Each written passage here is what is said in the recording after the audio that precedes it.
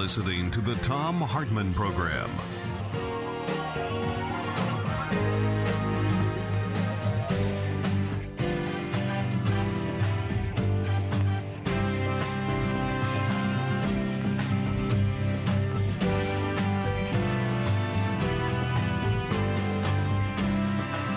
Okay, as I was saying, so the president comes out and says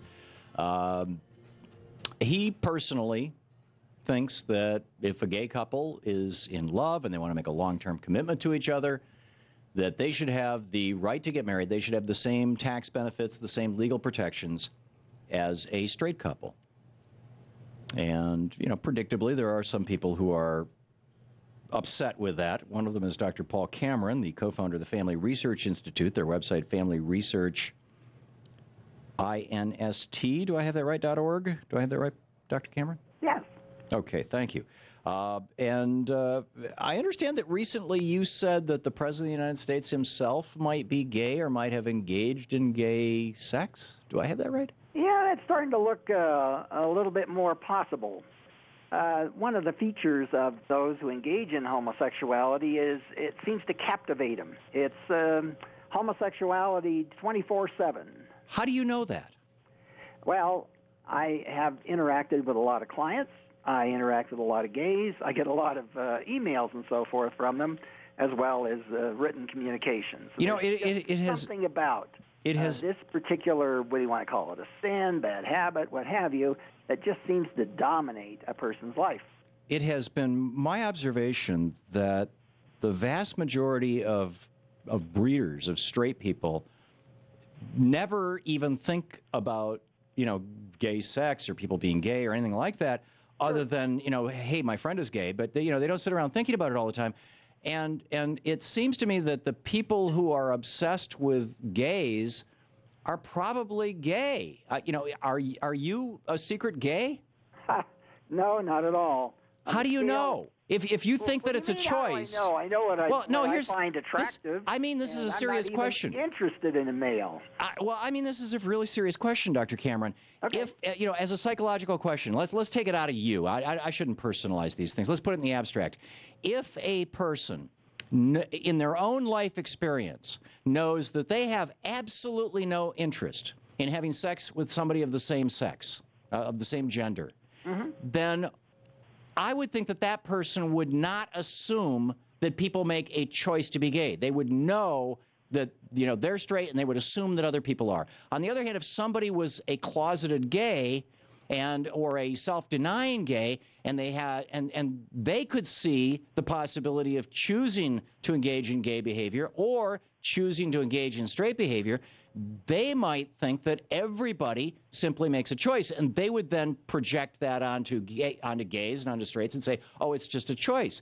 Could it not be that the people who are pushing the idea that this is just a choice of behavior are doing so because they themselves are either gay or bisexual? Well, all things are possible, but it's not most people, I'm sure. In my case, I had the unfortunate experience as a 3-year-old to have my first sexual experience at the hand of an older gay, I guess you'd say. And I know how the thing worked with me. I know how it works with my clients. Males especially, if something is pleasurable and interesting, can get hooked. And fortunately, I didn't get hooked. Fortunately, I got, I guess you'd say, hooked on women or females. And I would say that statistically, as well as with my clients, being seduced, having as your first sexual experience a homosexual experience is very powerful. It's not determinative, but it's very powerful. Well, in my case, it was, and it's been in my clients' cases. I'll come out and say something that I've never said before on the air, and that is that, you know, when I was a teenager, there was a gay guy who really worked on me, and I said, okay, fine, let's try it. And I found it not at all interesting, pleasurable, or fun. And you know, because I'm a breeder. I mean, I was born that way. I've known since I was 7 years old I was interested in girls. I think your thesis only applies to people who were born gay or partly gay.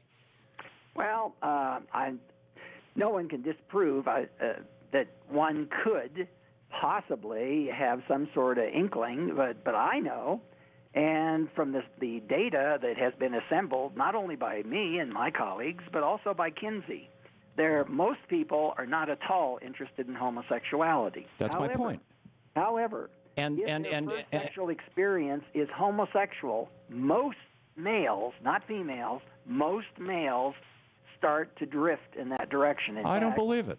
I just, I would submit that you're looking at a huge case of sample bias, and I said, this fellow David worked on me. I should say this was entirely consensual on my part as a teenager. But back to this, I'm experimenting with things.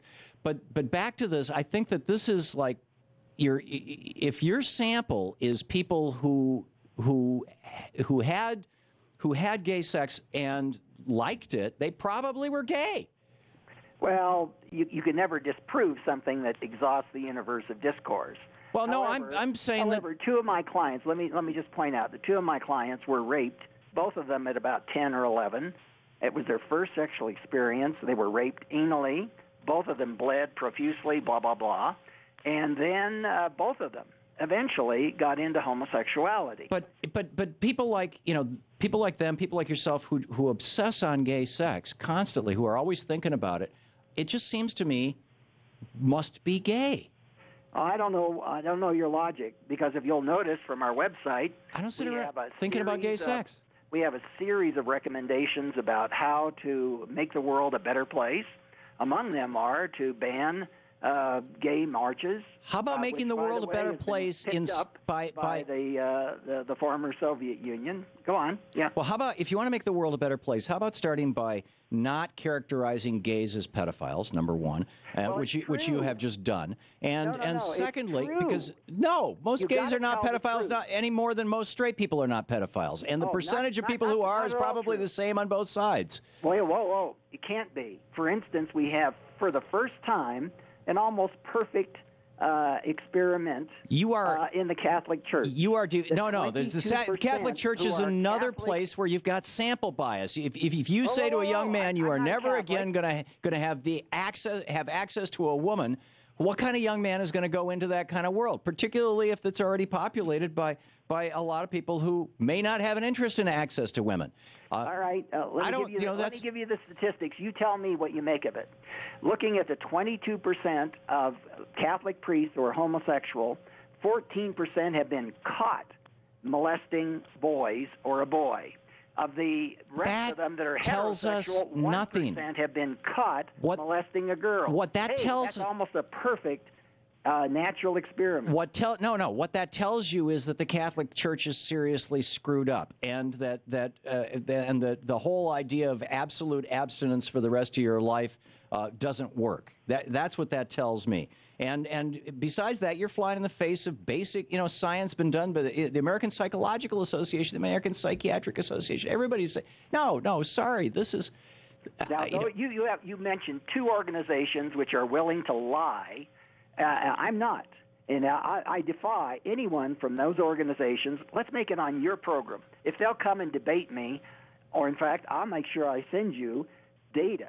The data is overwhelming that those who engage in homosexuality are vastly disproportionately more apt to incorporate children into their sexual practices. I don't believe it. And the APA doesn't believe it. Gays, neither EPA. 23% of them admitting to sex with children. Paul Cameron with us. I just have to say, I think that's a vicious lie. It's a truth. And I think you are slandering a lot of really good and decent people. Well, I'll send you the data. You look at it. Let's get on. Let's have another conversation after you've read the data. Paul Cameron, Family Research Institute. Thank you, Paul.